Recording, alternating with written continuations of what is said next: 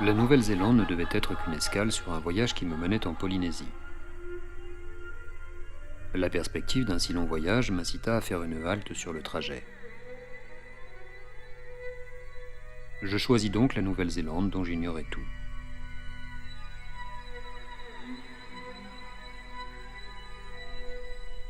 En me documentant un peu, j'ai découvert que les traditions de la population autochtone, les Maoris, étaient en pleine résurgence. Disposant de quelques jours devant moi, pourquoi ne pas en profiter pour essayer de partir à leur rencontre?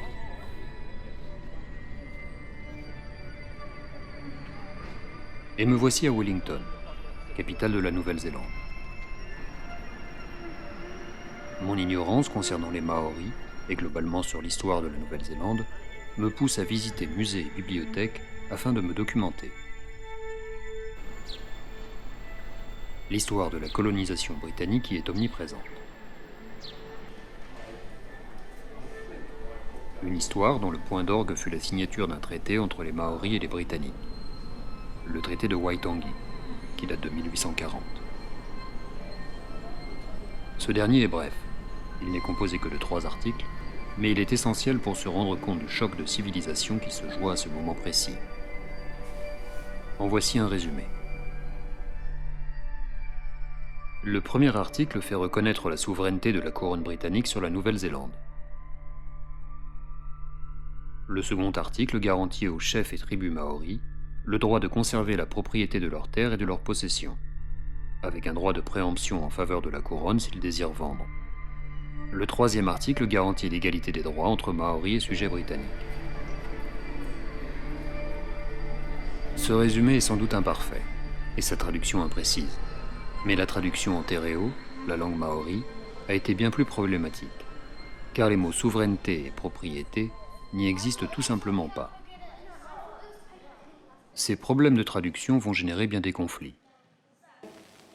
I trust that I have made it plain that the government of Her Majesty the Queen shall alone have the right and the power to buy land from Maori owners. Furthermore, this treaty shall in no way Après la signature du restrict traité, religious liberty. les colons affluent.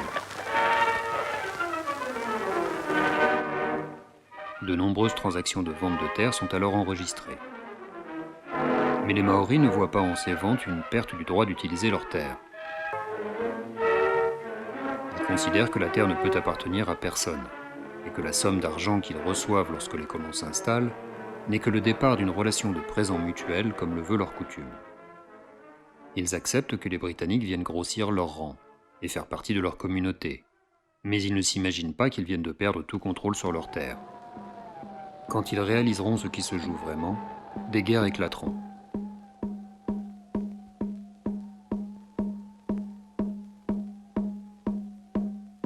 Alors que je regarde ces images des années 40, reconstituant ces événements à la façon d'une propagande, je m'interroge sur la notion de propriété des terres, qui est le point central de cette colonisation, mais également celui de notre économie occidentale. Chez les Maoris, les terres étaient gérées en commun, selon un principe de droit d'usage, au niveau de la tribu. Pas de propriété, et encore moins de propriété individuelle. Quelle vision du monde les Maoris peuvent-ils avoir pour ne pas avoir de notion de propriété individuelle?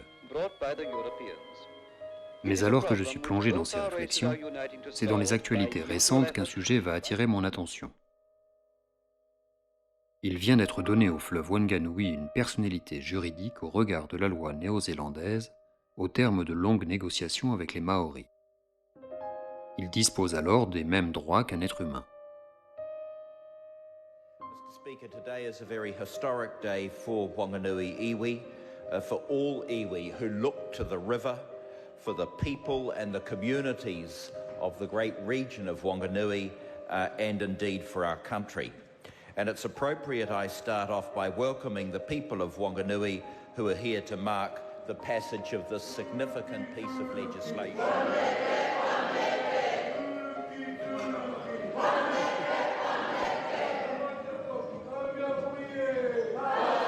De multiples questions se posent à moi. Un fleuve peut-il avoir les mêmes droits qu'une personne?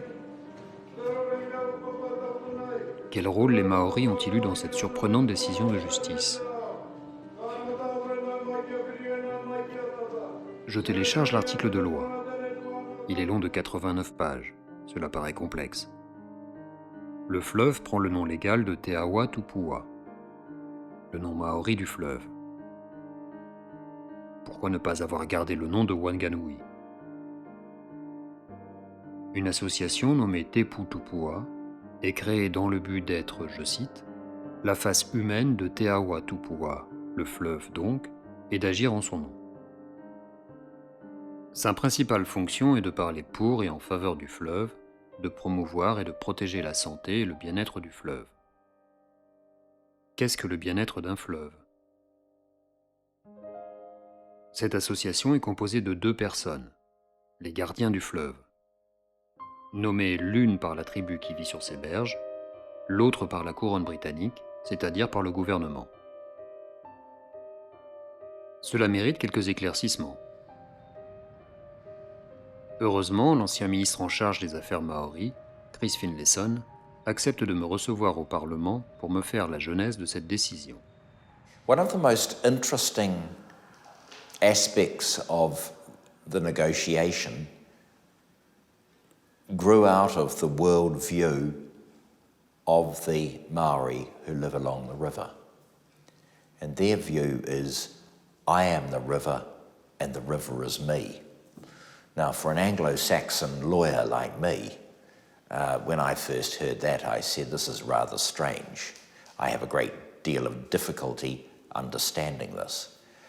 And the role of the negotiators and the role of me as minister was to try and get beyond my own preconceptions and see the issue through Maori eyes. Basically, what they were saying is I am inextricably linked with this river. The river is as much part of me as I am of the river, and the river gives me my food, gives me my recreation, gives me my sustenance, all those sorts of things.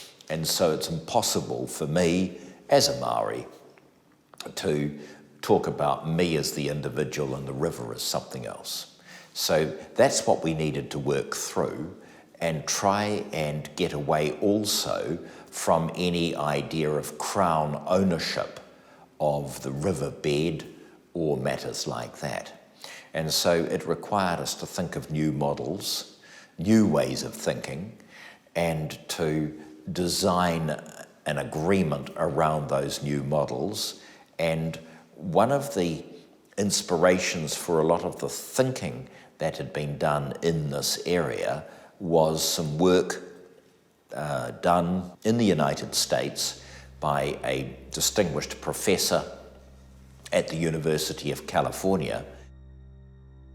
L'auteur dont parle ici M. Finlayson est Christopher Stone. Publié en 1972, Les arbres doivent-ils pouvoir plaider était un texte visionnaire et parlait déjà de donner des droits aux non-humains.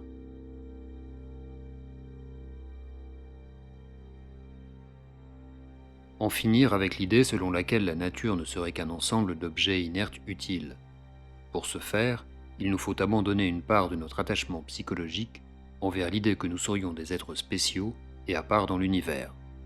Pour toutes les raisons évoquées ci-dessus, il est par trop naïf de tenir la représentation occidentale de l'environnement pour seule ou même pour principale responsable de notre crise écologique. Par contre, on peut certes affirmer sans extravagance que celle-ci a émoussé notre indignation et notre détermination à réagir. Notre capacité à introduire les réformes institutionnelles nécessaires et à freiner la croissance de la population dépendra donc en partie de ce que nous aurons su transformer radicalement la manière dont nous percevons notre place dans le reste de la nature. And he looked at the issue of whether or not natural resources could have a legal personality. And that provided a kind of hint as to the way forward, because in Anglo-American New Zealand law, the concept of legal personality is a very useful one. So, for example, you can have the company, you can have the charitable trust, You can have an entity which is separate from the person, and so that's the kind of thinking that we started to develop. The idea of the legal personality being applied to a natural resource. À la fin de notre entretien, il me laisse un rapport de plus de 400 pages en anglais, réalisé par le tribunal de Waitangi, datant de 1999. Il a fallu près de 20 ans pour aboutir à la loi promulguée. Ce rapport passionnant me tiendra compagnie tout au long de la suite de mon voyage et m'éclairera sur bien des points.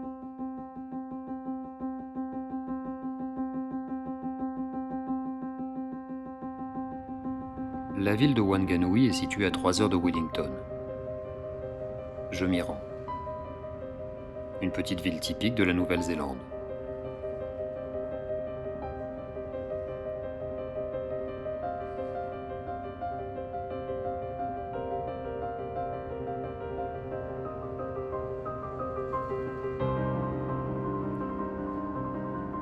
Lorsque j'arrive en ville, le fleuve est en crue. Comment interpréter ce phénomène du point de vue des Maoris? Si le fleuve est une personne, est-il en colère? Souffrant? À son estuaire, un véritable spectacle m'attend.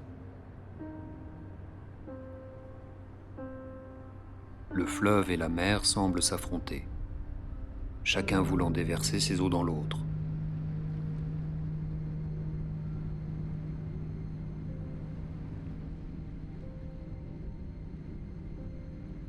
Parmi ces flux opposés, des troncs d'arbres morts sont les victimes impuissantes de ce combat homérique. Ils finissent par aller rejoindre leurs congénères sur la plage.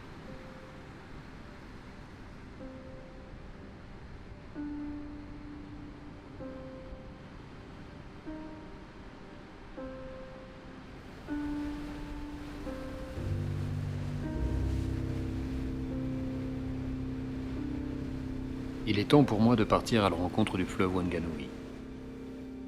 Je remonte les 236 km qui me séparent de sa source. Je découvre la région, me familiarise avec les noms des villes. Ranana, Pipiriki, Tamaranui. Arrivé à Pipiriki, la route qui longe la rivière prend fin. Je reprends la nationale pour arriver au mont Tongariro. Un volcan actif à la forme complexe, car il est composé de plusieurs cratères et d'une douzaine de cônes. Il est de plus difficile à observer car il est le plus souvent recouvert par les nuages. Mais ce manque de visibilité lui confère un atout. Des tonnes d'eau s'y déversent quotidiennement et forment un torrent qui dévale la montagne. Lorsque le relief s'aplatit, le torrent grossit et devient rivière.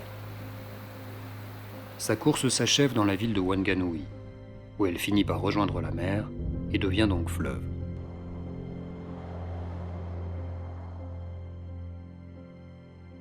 Je finis par redescendre le long du fleuve Wanganui, avec comme objectif de recueillir quelques témoignages sur son nouveau statut.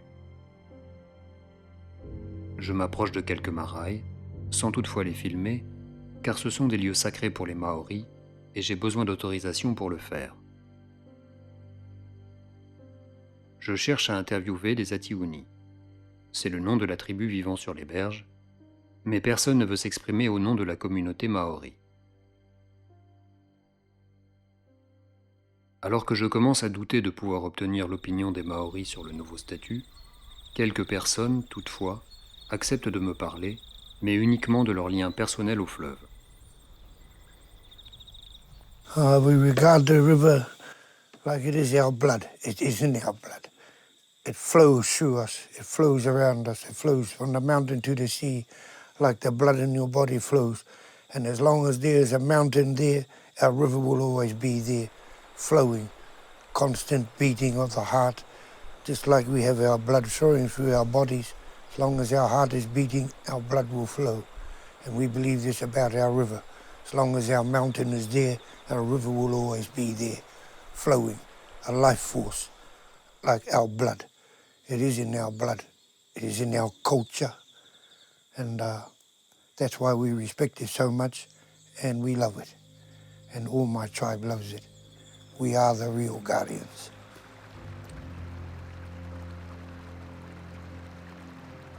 Le rapport du tribunal va me fournir plus d'informations. La gestion du fleuve par les Anglais a causé de nombreux problèmes. Les règles de navigation ont tout d'abord obligé les Maoris à retirer leur traditionnel nasse à anguilles, base de leur alimentation. Puis des cailloux furent extraits par tonnes du fleuve pour les besoins de construction. Une déviation a également été créée dans le haut du fleuve pour maîtriser son débit, et cette baisse du débit a généré une baisse du nombre de poissons. De nouvelles espèces furent alors introduites qui chassèrent les espèces originelles. La pollution vint, produite par l'ensemble des activités humaines autour du fleuve. La touche finale étant la création d'un barrage hydraulique en 1962 pour alimenter une centrale électrique.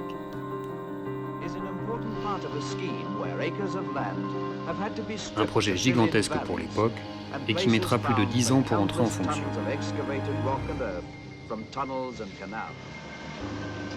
Cette centrale existe toujours, la Tongariro Power Scheme.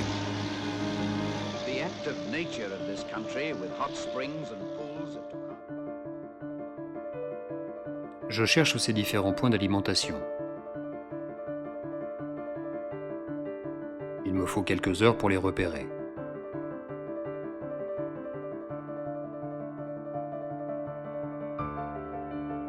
Je trouve cette nouvelle déviation du fleuve Wanganui, c'est-à-dire l'endroit où l'eau est capturée, ainsi que toutes les espèces qui y vivent.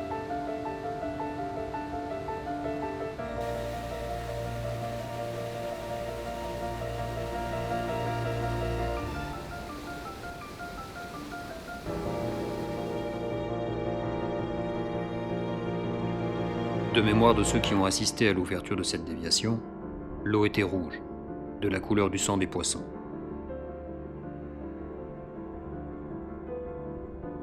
Cette déviation rejoint d'autres, venant d'autres rivières avoisinantes. Pour finalement aboutir à la centrale que voici, le cœur de la contestation maori de la gestion du fleuve par les Britanniques.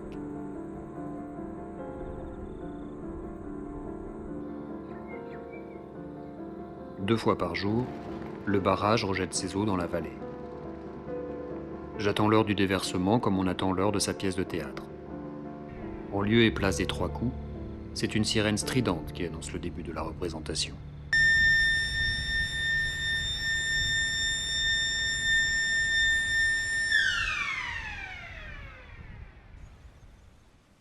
Un véritable spectacle d'eau commence alors. Du lâcher du barrage à l'inondation de la vallée.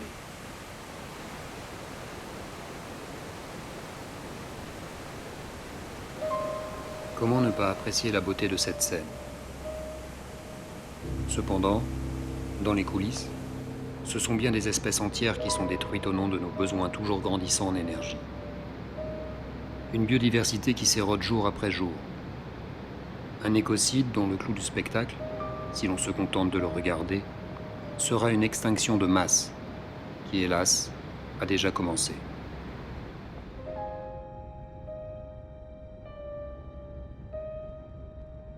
De retour dans la ville de Wanganui, je décide de visiter le musée local.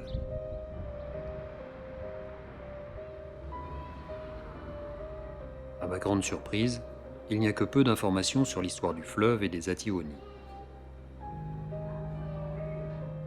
Mais j'ai avec moi mon compagnon de voyage, le rapport du tribunal de Waitangi. Et c'est dans ces pages que je trouverai les informations historiques que je cherche. Les Maoris ne sont pas restés bras croisés devant l'apparition de ces nombreux problèmes.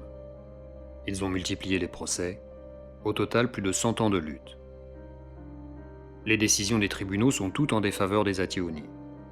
Cela ne les arrête pas pour autant. Les pétitions, les actes de résistance pacifique se multiplient. Il faut attendre les années 70 pour que leur voix soit entendue. Les protestations sur la confiscation de leurs terres se font de plus en plus audibles par l'ensemble de la population. Des Maoris arrivent au gouvernement Et en 1975 est créé le tribunal de Waitangi pour vérifier le respect du traité de Waitangi. Tous les aspects sont dans ce rapport, non seulement les faits, mais aussi la position des Maoris, leur cosmologie, leur vision du monde. Je dévore les pages qui y sont consacrées. C'est la clé qui me manquait pour entrer dans la culture maori. Des principes essentiels, totalement étrangers à la culture occidentale, sont ici détaillés. Le premier d'entre eux est le mori. Toute chose possède un mori, une force de vie et une personnalité qui lui est propre. Et une rivière en est donc dotée. Et cette force vitale que nous partageons avec les animaux, les végétaux et les minéraux font de nous tous les membres de la même famille, la famille du vivant. De plus, si par exemple un arbre possède un mori, la forêt qui englobe cet arbre en possède un également. Chaque élément de la forêt possède un mori individuel, et la forêt dans son ensemble a un mori, sa propre force de vie. Il en va de même avec le fleuve Wanganui. L'eau du fleuve a un mori, mais aussi la montagne d'où il provient, les forêts qui le bordent, ainsi que les humains qui vivent sur ses berges. Et l'ensemble de cet écosystème a un mori, une force de vie où chacun des éléments qui le composent influe sur les autres. Le fleuve ne se résume donc pas au cours d'eau. Voilà pourquoi c'est le nom maori du fleuve qui a été retenu pour l'article de loi. Te Awa Tupua. Il est un tout, et l'impact du changement d'une partie de ce tout provoque des réactions en chaîne. Chaque force de vie, en tant qu'entité vivante, mérite le respect. Et si elle n'est pas respectée, elle perd de sa vitalité, de sa force. Donc tout changement ou altération faite à une autre force de vie doit faire l'objet de rituels, de demandes de permission auprès des dieux ou des ancêtres, en en attestant la nécessité. Le fleuve Wanganui est sacré, tabou pour les Maoris. Il est une entité vivante. Il est considéré comme un parent, un ancêtre bienveillant à qui il faut plaire. Ces notions maoris sur le monde me semblent plus claires, même si la traduction du maori vers l'anglais, elle aussi, doit être imparfaite. Notre vision occidentale, beaucoup plus matérialiste, considère la nature comme une ressource inépuisable, sûrement pas comme un parent. Notre recherche permanente d'améliorer notre sécurité et notre confort nous mène désormais à notre perte. Mais maintenant que nous vivons dans des villes où la nature n'est plus que décorative, comment changer notre vision du monde? Comment se reconnecter à la nature? Plongé dans ces réflexions, je passe du temps à Wanganui. Je sympathise avec des locaux qui me font visiter la ville. Je me promène avec eux sur les bords de la mer de Tasman, et ce sont ces nouveaux amis qui vont m'apporter les contacts que je désirais tant. Je suis invité à participer à un voyage de 4 jours en canoë sur le fleuve avec des Maoris. Une occasion inespérée. Ils consentent également à être interviewés. J'accepte sans comprendre tout de suite de quoi ils retournent. On me parle de rejoindre un groupe d'adolescents australiens. Le côté touristique de la chose me perturbe un peu, mais mes doutes s'avèrent infondés. Les Australiens en question sont des étudiants d'une université spécialisée dans les cultures tribales, destinée à former des jeunes à des métiers environnementaux ou humanitaires.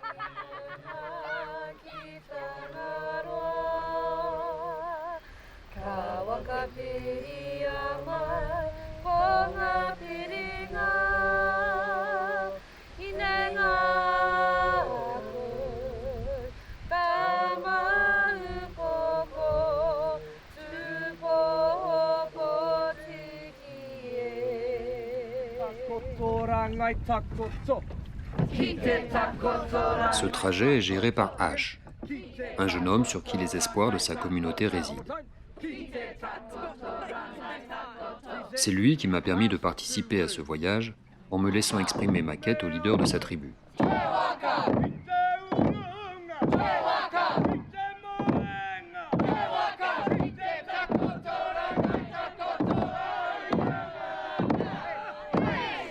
So we set up an entity called Kitai, and Kitai works in education, providing what we hope to be transformative experiences for people that we encounter, for people that we engage with on a very genuine and authentic level, so that we're not hosting a tourist experience, but more hosting an experience that connects people to people and people to place.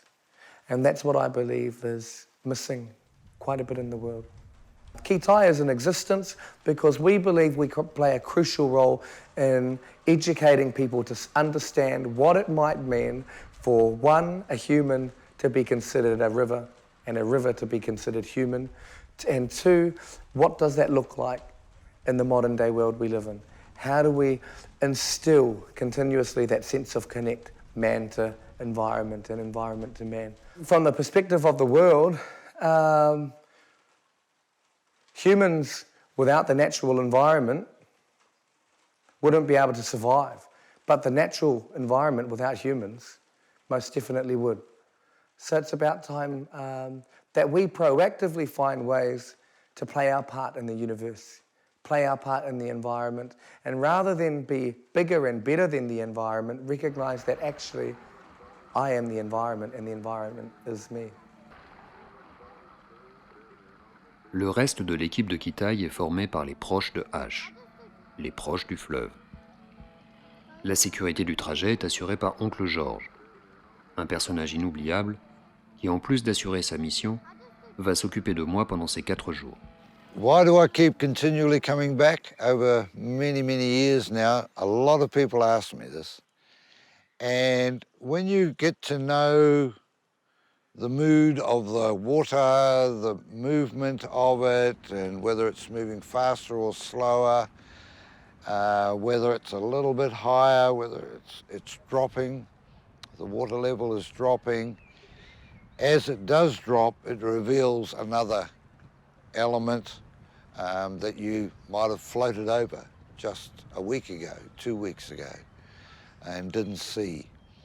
So I come back because every time I come back, the face of the river that is revealed to me is different.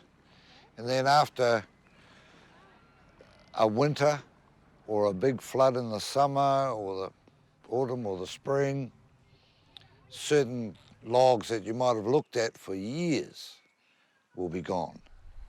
Others will be protruding out of the surface of the water and just looking at you.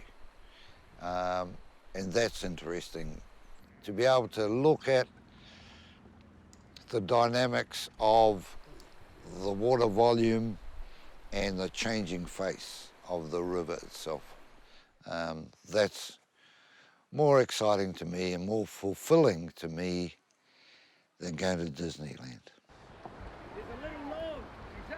Pendant que je suis sur son canoë, Oncle George me parle. Il me raconte que des scientifiques sont venus faire des tests pour évaluer le niveau de pollution du fleuve. Ils ont promis que l'on pourrait un jour nager dedans sans risque. Ce à quoi Oncle George a répondu. Un poisson peut-il respirer dans ce fleuve? Une anguille peut-elle s'y reproduire? La réponse des scientifiques fut bien entendu négative. Il va falloir quelques ajustements sur la vision de bien-être d'un fleuve entre les Maoris et les scientifiques. Le nouveau statut va-t-il permettre que les conceptions maoris et occidentales se rejoignent? The new legal status, to me personally, creates a lot of different emotions. One, there's a sigh of relief that it's taken 140 years, the longest running legal case in this country's history, legal history, and it's been resolved in our time. So that's a sense of relief. There's a degree of consternation, though, in my voice because I wonder and I hope we've got it right. Only time will tell and reveal how much might have been compromised. To make a deal with anybody between two parties, they both have to be able to move their positions, and just who moved the most, we don't really know, because I don't know the legal background and arguments that have taken place over the last 140 years. So that's a little consternation. The ideal of this new status is commendable. But how do we take an inanimate thing, like in a lot of people's minds, like a river, and give it the legal status of personhood? Personhood, I haven't got a better word for personhood, the legal status of a person. But I do wonder if that, because somewhere there was an ideal, a dream of the river being part of us and we are part of the river, and we had to find, and there were legislators over here within government saying no, no, no, and then they slowly started turning, and the two parties came together and they found that a legal approximation within their differences could have been this word personhood, because we all perceive the rights of a living person. I do hope that the personhood status can actually work. Aio ki te rangi. Aio ki te rangi. Ko te kawa ora. Ces 4 journées passent vite. Sur le fleuve, tout le monde prend plaisir à pagayer, à être ensemble. Une alternance de moments joyeux et éducatifs, car tout au long du parcours, l'équipe partage sa culture avec les étudiants. Next we'll stand on edge, because we are going to enjoy ourselves today. We're going to look deeply into that water and say, I belong here.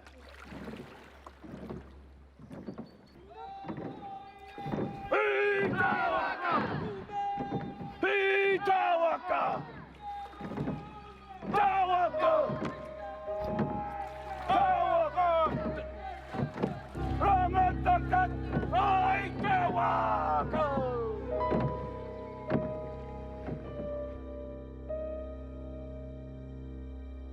Chaque soir, le groupe s'arrête pour passer la nuit dans les marailles des berges du fleuve.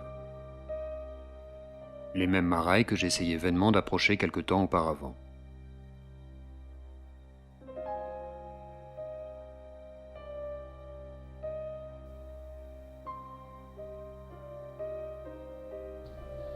Avant de pouvoir séjourner dans ce lieu hautement spirituel où les ancêtres sont incarnés, une cérémonie doit être effectuée. Le but est d'introduire les nouveaux venus aux ancêtres.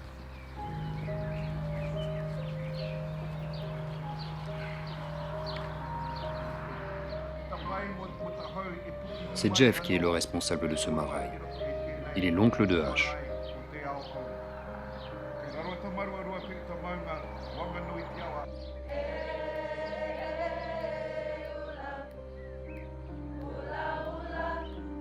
L'interview que je vais faire de Jeff va me confirmer que ce voyage en canoë est bien plus qu'un simple séjour touristique.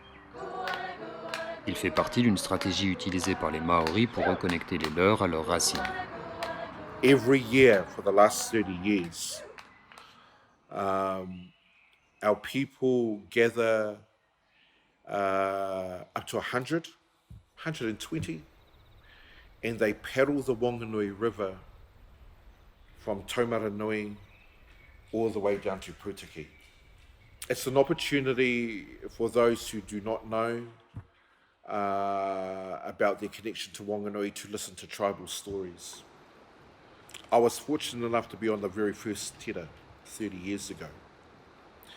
And at that time, our leadership, our elders, our kaumātua, there was a group amongst our leaders who petitioned the elders and said, we need to teach our next generation about what the river means to us.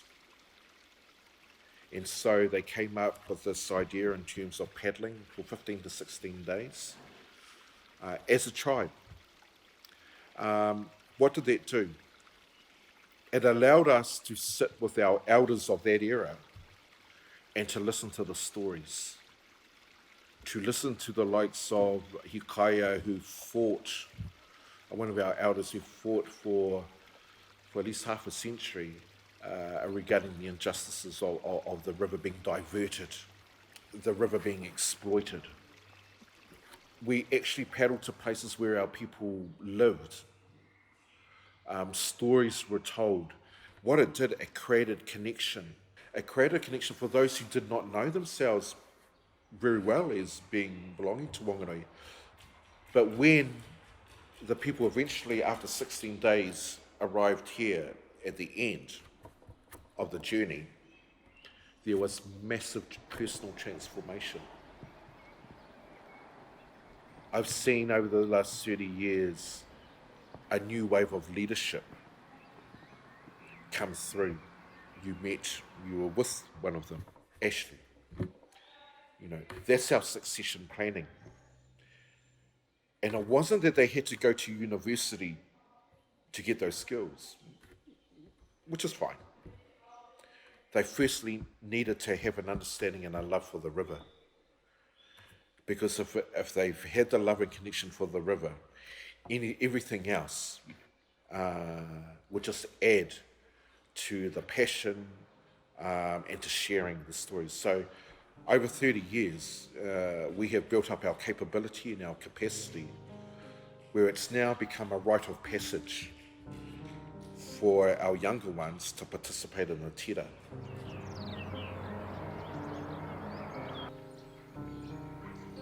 La réponse des Maoris au problème de déconnexion avec la nature est simple. Passer du temps dans la nature. Pour connecter les personnes au fleuve, il suffit de leur faire passer du temps avec lui. Je me sens vraiment en immersion dans le monde des Maoris, dans leur vision du monde, et les étudiants aussi. À chaque étape, ils sont invités à parler devant l'ensemble du groupe pour partager leurs sentiments. Le simple fait de devoir se présenter selon la coutume maori, non seulement en donnant son identité, mais également le nom de la terre, cours d'eau d'où ils sont issus, ébranle nombre d'entre eux. Certains fondent en larmes tellement ils se sentent déconnectés, sans racines.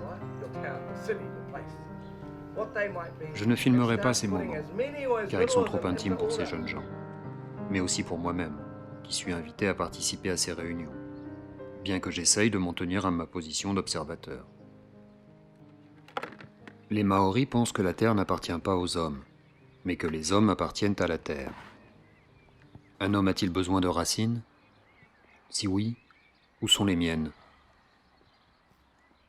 Et pour tous les déracinés, est-il possible de se créer de nouvelles racines?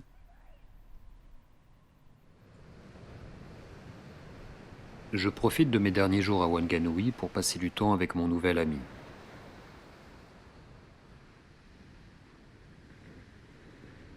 Mais un dernier rendez-vous m'attend.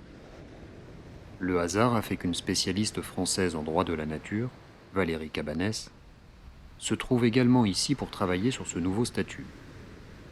Une occasion de voir comment s'inspirer de ce qu'ont réalisé les Maoris.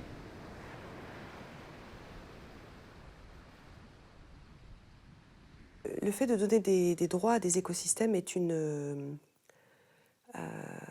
dirais, est en pleine expérimentation. Donc, selon les pays, on ne va pas définir la manière de défendre ces droits en justice de la même manière.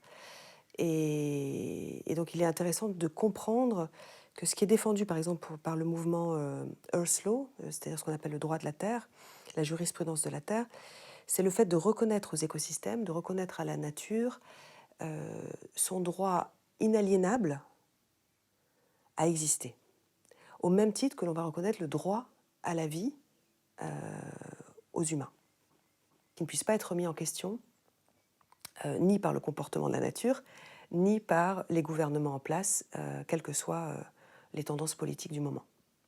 Les droits de la nature donc, sont reconnus, on le voit beaucoup en Amérique du Sud, ça commence en Amérique du Nord, en Océanie, en Inde, mais ça a du mal à émerger effectivement dans les pays occidentaux les plus riches, en particulier européens. Parce que ça perturbe en fait les fondamentaux culturels sur lesquels le droit s'appuie, la politique s'appuie, et je dirais même la philosophie. C'est-à-dire que cela perturbe l'idée de l'homme qui domine le monde, que l'on retrouve dans la tradition judéo-chrétienne. Ça perturbe l'idée de progrès et d'homme technologique qui a émergé pendant le siècle des Lumières. Mais, une fois de plus, la crise écologique nous oblige à repenser ces fondamentaux, à repenser notre place. Et moi-même, j'ai participé donc, à la rédaction de l'article 1 de la Constitution pour y intégrer la protection de la biodiversité, la lutte contre les changements climatiques. Et ce que je souhaitais, c'est qu'on y intègre la notion de limite planétaire qui permettait justement de cadrer l'activité industrielle et de poser finalement dans le droit fondamental de notre pays le fait que les droits de la nature doivent préexister et garantir les droits humains, et que le droit économique ne peut que s'assujettir à ces deux nouveaux niveaux de droit, c'est-à-dire finalement renverser l'échelle de normes dans lesquelles nous sommes, même si elle n'est pas dite, qui est que c'est le droit économique aujourd'hui qui prime sur tous les autres droits, même les droits humains. Donc, il y a une volonté de la part de certains politiques de faire bouger ce sujet-là. Et puis de l'autre côté, en ce qui concerne le fait de pouvoir, et je crois que c'est comme ça qu'on va y arriver, par voie jurisprudence, c'est-à-dire d'aller solliciter le courage des juges, comme ça a été fait en Inde, comme ça a été fait en Colombie, pour que ce soit eux qui finalement attribuent la personnalité juridique à un premier écosystème en France. Si on arrivait à ça, alors on ferait bouger les lignes.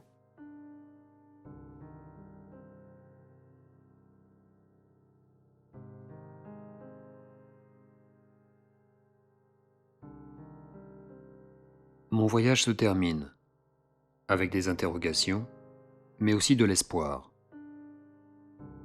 La loi peut-elle vraiment nous sortir de l'ornière dans laquelle nous nous trouvons? Avons-nous le temps de nous changer nous-mêmes, de changer notre rapport au monde avant que les problèmes environnementaux ne nous l'imposent?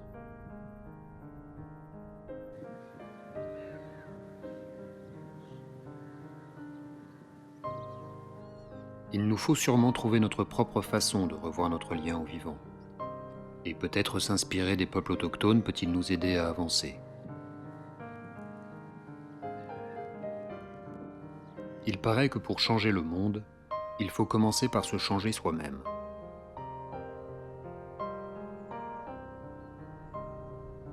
De mon côté, c'est dans des fermes que je cherche ma connexion à la nature, en travaillant la terre, avec de nouvelles rencontres. En Nouvelle-Zélande d'abord, puis en Normandie. Je n'aurais jamais cru y prendre plaisir. Je n'aurais jamais cru espérer la pluie avec impatience.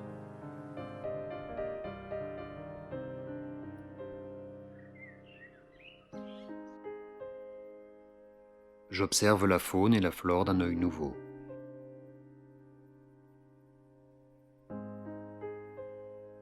Je ne sais pas pourquoi, mais la dernière phrase du livre de Voltaire, Candide, m'est revenue en mémoire, quand celui-ci rentre chez lui après avoir fait le tour du monde. Il faut cultiver notre jardin.